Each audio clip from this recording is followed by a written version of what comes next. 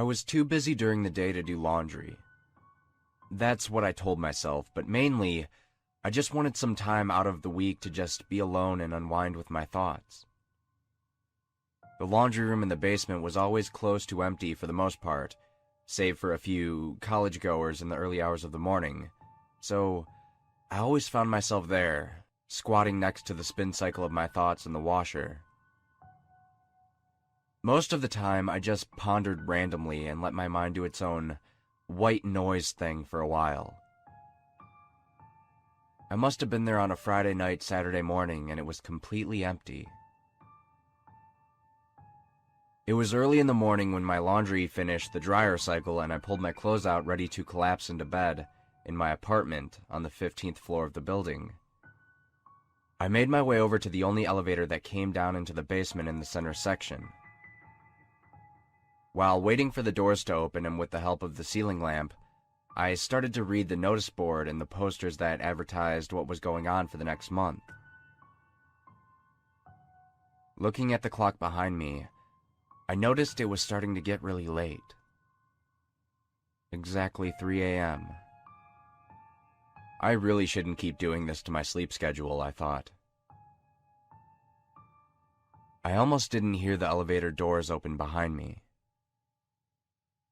And if it weren't for the voice, I would have stepped in.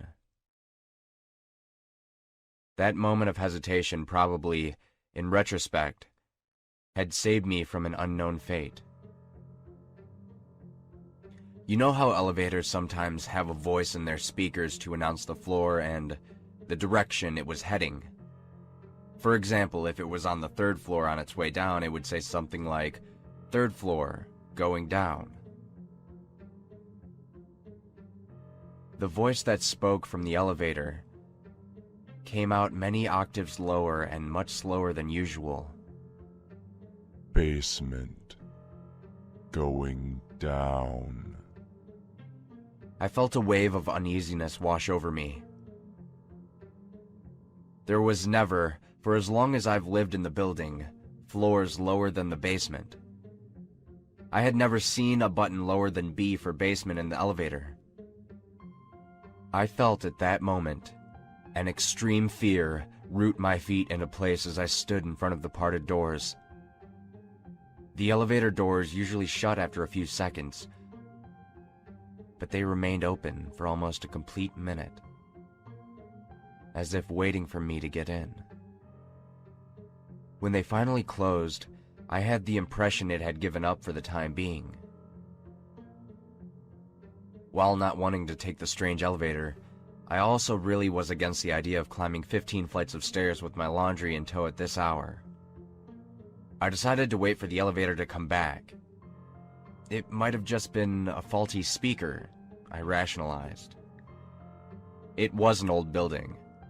I suspected that maintenance hadn't caught on yet because nobody had noticed it at this hour.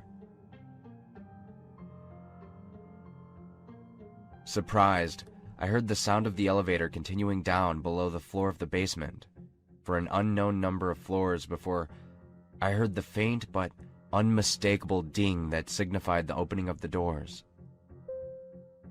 So there were floors beneath the basement. How deep did the building go?